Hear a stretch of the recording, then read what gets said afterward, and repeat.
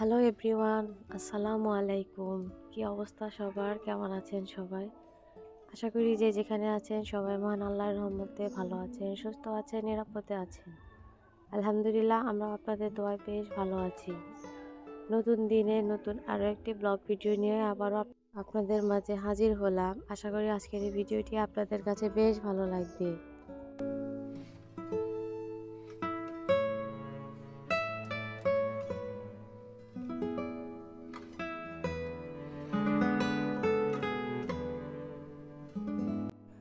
আমি বেশ কিছুদিন ধরে ভিডিওতে নিয়মিত হতে পারিনি।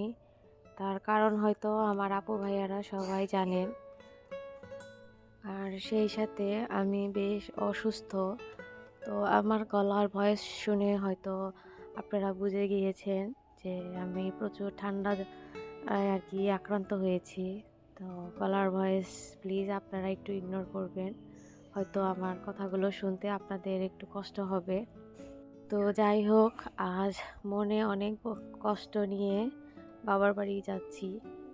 তো সব সময় দেখা যায় বাবার বাড়ি, মার বাড়ি, কিন্তু আমি খুব আনন্দ নিয়ে যেতাম এবং আমার বাচ্চারাও খুব আনন্দে যেত যে তারা তাদের নানার বাড়ি এবং নানুর বাড়ি যাবে। কিন্তু আজ আমি এবং আমার বাচ্চারা সবাই কিন্তু মন ভরা অনেক কষ্ট নিয়ে বাবার বাড়ি যাচ্ছি। আমি গত ভিডিওতে আপনাদেরকে বলেছি আমার মা ইন্তেকাল করেছেন, আমাদের ছেড়ে এই পৃথিবীর মায়া কাটিয়ে পরপারে চলে গিয়েছেন। তো অনেক আপুরা আমার মার জন্য দোয়া করেছেন। তো যে সকল আপুরা আমার মার জন্য দোয়া করেছেন সেই সকল আপুদেরকে আমার তরফ থেকেও মন থেকে তাদের এবং তাদের ফ্যামিলির জন্য, বাবা মার জন্য অনেক দোয়া রইল। তো আমার মার কারণে এবং আমার শারীরিক অবস্থার কারণে আমি ভিডিও থেকে কিছুদিনের জন্য একটু দূরে ছিলাম। তো আশা করছি হয়তো এখন নিয়মিত আপনাদের ভিডিও দেওয়ার চেষ্টা করব। জানি না কতটুকু কিভাবে পারবো। তো এই তো বাবার বাড়ি কিন্তু চলে এসেছি। আর এটা হচ্ছে আমার বাবার গ্রামের বাড়ি। তো এই বাড়িটি 2001 সালে নির্মিত হয়েছে। আমার বাবা আর কি তৈরি করেছেন। আর এই বাড়িটি আমার মা মানে খুব পরিশ্রম এবং খুব কষ্ট করে এই বাড়িটি প্রতিটি জিনিস আর কি তৈরি করেছেন। আমার মার হাতের ছোঁয়া আছে। তো আমি বাড়িতে এসে মানে খুবই আরও বলতে পারেন যে মানসিকভাবে ভেঙে পড়েছি। আমার সারা বাড়িতে শুধু শূন্যতায় ভরা। সবই আছে, সবই ঠিকঠাক মতোই চলছে। শুধু আমার মাই পৃথিবীতে নেই। তো মার এই কষ্ট আমি কিছুতেই মেনে নিতে পারছি না। আমি জানি যে মেনে নেওয়া ছাড়া কোনো উপায় নেই, কারণ আল্লাহ তাআলার ইচ্ছা সব।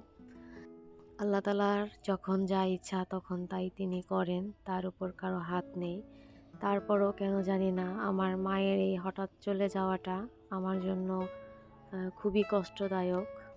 আমার মা গাছগাছালি অনেক ভালোবাসতেন। যেখানেই যেতেন সেখানেই তিনি তার গাছের প্রতি একটা ঝোঁক ছিল। তো আর আমার মা ফুল খুবই ভালোবাসতেন। যে কোনো ধরনের ফুল, যদি সেটা ঘাস ফুলও হয় তারপরও সে খুবই পছন্দ করতেন। তো আমার মা মোটামুটি প্রায় সব ধরনের গাছই এই বাড়িতে লাগিয়েছে। তো শেষ পর্যায়ে এটাকে আমরা বাগান বাড়ি হিসেবে বানিয়েছি। তো এই যে যত রকমের গাছগাছালি দেখছেন সবই কিন্তু আমার মায়ের হাতের লাগানো। 2001 সালে যখন এই বাড়িটি তৈরি করা হয়, আমার মা কিন্তু অনেক স্বপ্ন নিয়ে এই বাড়িটি তৈরি করেছেন। আমি তখন অনেক ছোট ছিলাম। আমার যতটুকু মনে আছে আমার মা খুব কষ্ট করে কিন্তু প্রতিটা জিনিস আর কি বানিয়েছেন। আজ সেই সমস্ত জিনিসগুলোই কিন্তু স্মৃতি হয়ে আমার কাছে দাঁড়িয়ে আছে। আমার মা এমন একজন ব্যক্তি ছিলেন আমার কাছে, যিনি আমার কাছে বন্ধুসুলভ, বান্ধবীসুলভ, আপনারা যে নামেই ডাকেন না কেন, বলতে পারেন আমার খুবই কাছের একজন মানুষ, যার কাছে আমি সুখের কথা, দুঃখের কথা সব কিছুই শেয়ার করতাম। এবং ঠিক একইভাবে আমার মাও আমার কাছে সব কিছুই শেয়ার করতেন। তো তো মার সাথে আমার আত্মার সম্পর্ক, তো সব সন্তানদের সাথে আত্মার সম্পর্ক থাকে, কিন্তু তারপরেও মনে হয় যে আত্মার আরও ভিতরে যদিও কিছু থেকে থাকে, তবে সেই সম্পর্ক আমার মার সাথে ছিল, যার কারণে মার এই হঠাৎ চলে যাওয়াটা কিছুতেই আমি মানতে পারছি না। মাকে নিয়ে কথা বললে কিংবা কোনো কাগজে যদি লিখেও দেই, তারপরে কিন্তু মার কথা শেষ করতে পারবো না, কিংবা মার ঋণ কখনো শোধ করতে পারবো না। এবং পৃথিবীতে কখনো কোনো মার ঋণ কিন্তু শোধ করা যায় না। যে সকল আপু ভাইয়াদের মা বাবা বেঁচে আছেন পৃথিবীতে, আপনারা মা বাবার প্রতি সদয় হবেন এবং তাদের প্রতি যতটুকু পারবেন আপনার শক্তি সামর্থ্য মতো তাদেরকে ভালো রাখার চেষ্টা করবেন। কারণ মা বাবা এমন এক জিনিস, যে জিনিসটা হারিয়ে যদি যায় একবার, আপনি কোনো কিছুর বিনিময়ে পৃথিবীতে আর খুঁজে পাবেন না। হয়তো সব কিছু আপনি চেষ্টা করলে টাকা দিয়ে কিনতে পারবেন, বানাতে পারবেন, কিন্তু মা বাবা পৃথিবী থেকে বিদায় নিলে সেটার কোনো বিনিময়ে পাওয়া যায় না। মা বাবা হচ্ছে আল্লাহর দেয়া এক বড় ধরনের নিয়ামত। পৃথিবীতে যার মা বাবা আছে সে বড়ই ভাগ্যবান এবং ভাগ্যবতী। আজ আমার মা নেই, আমি কিন্তু হাড়ে হাড়ে প্রতিটা সেকেন্ডে সেকেন্ডে বুঝতে পারছি যে আমার ভিতরে কি চলছে।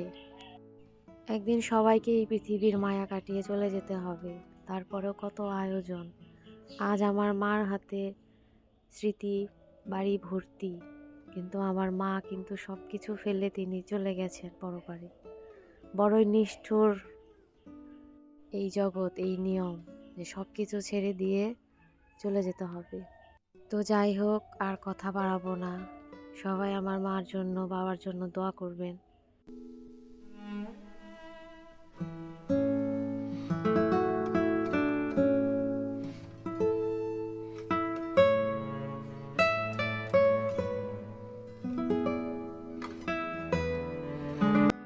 তো ভিডিও রিলেটেড কোনো কথাই বলতে পারিনি, আমার মার জন্য আর কি আপনাদের কাছে অনেক কথাই বলে ফেললাম।